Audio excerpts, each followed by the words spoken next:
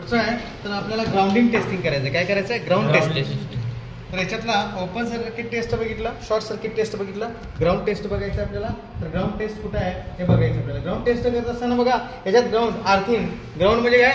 Earthing. अर्थ म्हणून याच्यात काय वापरला आहे? GI कंडक्टर वापरलेला आहे. बरोबर आहे काय? हा GI कंडक्टर आणि आतील केबल मधला जो कंडक्टर असतो RYB याला कुठं तरी चिटकलेली असते. आतल्या आत चिटकली असते का?